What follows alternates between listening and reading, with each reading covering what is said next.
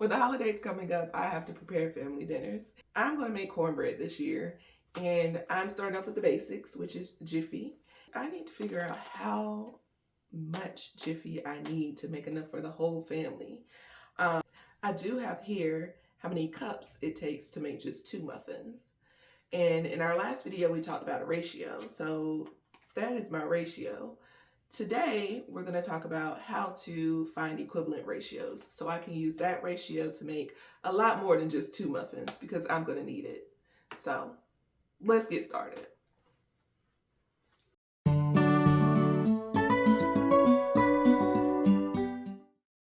So this is part 2 of ratios and proportions across the grades. This lesson is about equivalent ratios and ratio tables. Today's objective is students will be able to find and use equivalent ratios. The key vocabulary is equivalent ratios, which are ratios with different numbers but the same value, and a ratio table, which is just a table of equivalent ratios. All right, so when we are talking about equivalent ratios and ratio tables, always remember when I said that ratios can be written multiple ways, right? So when I did my binder clips to my paper clips, my ratio was 7:4. We can always write it 7:4 or 7:4. Now, if I look at this way to write it, it looks just like a fraction. So to create a equivalent fraction, remember we multiply the numerator and the denominator by the same number. So if I wanted to double this, I would multiply them both by 2. My equivalent ratio would be 14:8. Let's look at when we talked about our legs to tails ratio with my 3 dogs. Remember that was 12:3. And I mentioned some people may have gotten 4:1. These are equivalent ratios. I just said 12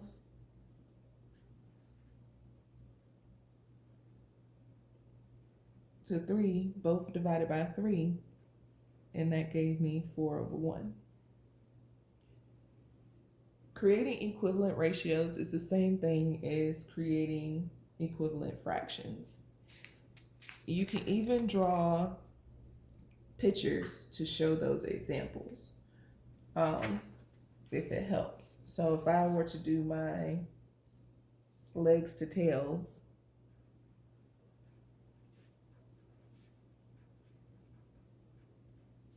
remember we have 4 legs and 1 tail.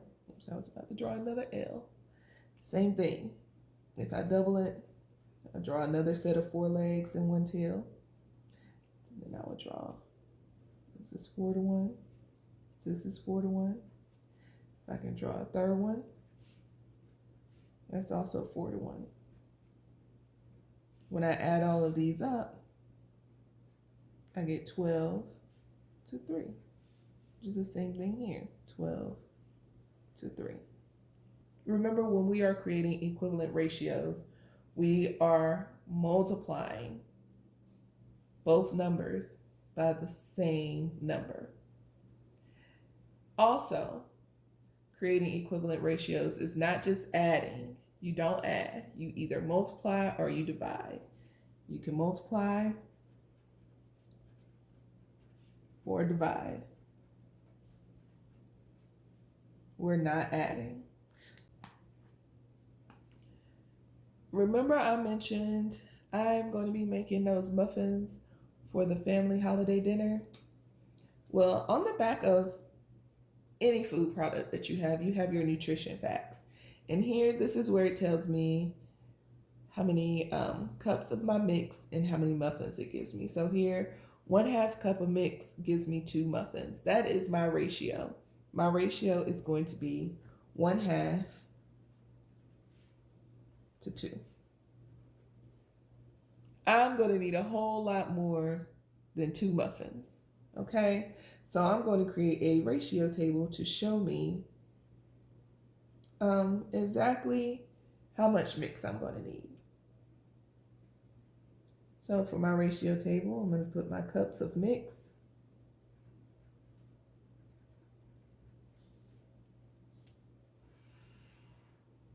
And my muffins.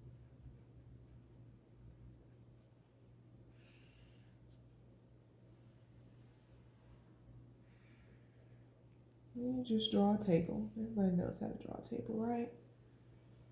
It doesn't have to be perfect.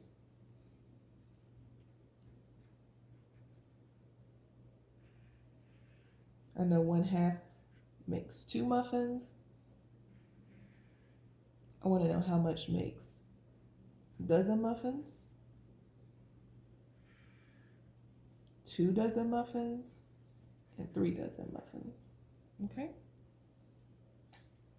Now I'm going to use different colors here. Let me go ahead and label this as well. This is cups to muffins.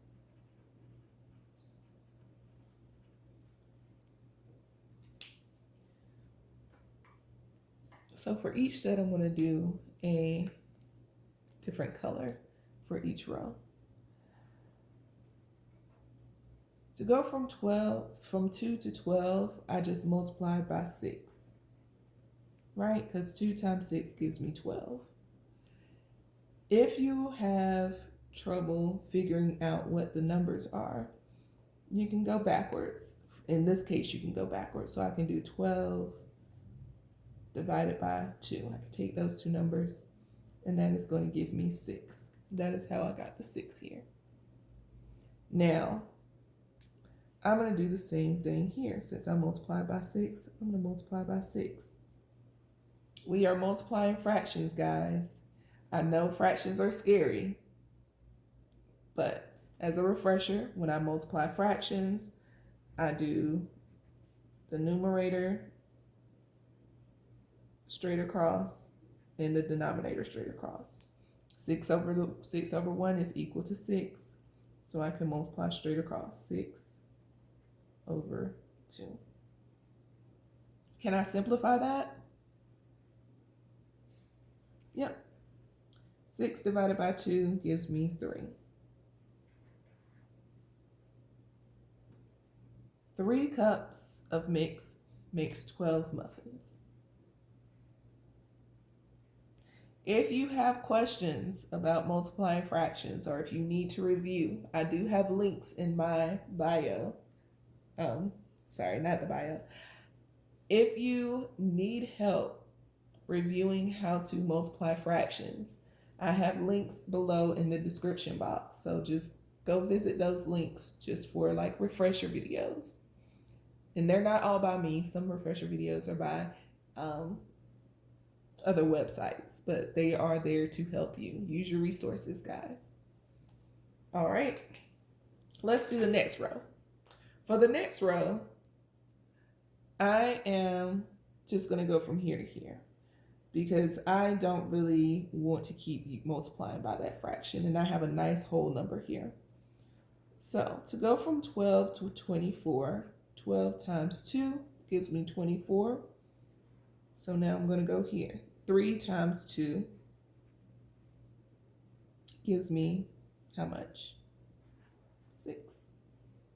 So it is going to take 6 cups of mix to make 24 muffins. So my ratio here would be 6 to 24. All right, now let's go to the last row. And I'm not going to go from 24 to 36. You can pick whichever numbers you want to. I'm going to go from 12 to 36 because it just gives me nice numbers to work with. 12 times 3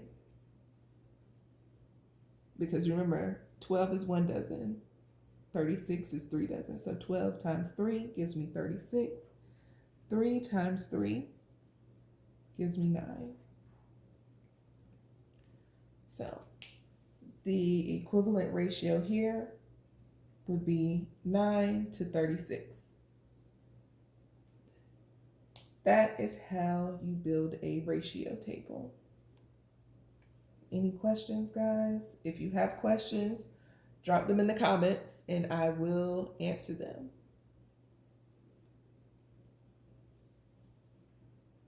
All right, let's try some practice problems.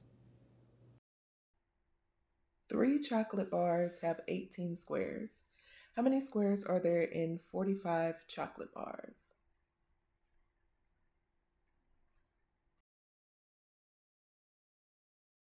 That 3 chocolate bars gives me 18 squares. So I know that my ratio is 3 to 18. I need to know how many squares there are for 45 chocolate bars. All right, so this is bars to squares. Let's build a ratio table.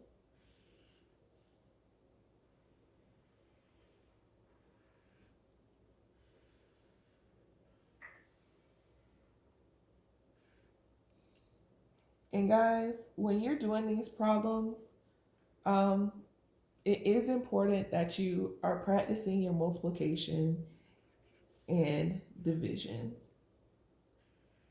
Because I think on the state test and standardized tests and things like that, you won't be able to use a calculator. You can, however, use it when you're not doing it on a test. So this just makes good practice to learn how to do it without a test. I mean, learn how to do it without a calculator. All right. And I did leave a little spot here because I want us to look at something here. I want to also do 30 because I know 3 times 10 gives me 30 times 10. So it's 180. And I did that because I wanted to look at an easier number for us to practice first or kind of get a gist of where we're going. So I know whatever I multiply is going to be greater than 10. Okay? That's really what I wanted us to look at. So 3 times what gives me 45? Remember, we can go backwards and use some division. So 45 divided by 3 equals what? Practice that long division or something. Or some of you use the big 7. I don't think it's called the big 7 anymore. Some of you use long division. Whatever you choose to use, that is up to you. But yeah, so let's figure it out. I know 45 divided by 3 gives me 15. So I'm going to multiply both sides by 15. Ooh, these are some big numbers. All right, so let's do 18 times 15. I like to do it the old school way. 5 times 8 is 40. Carry my 4. 9.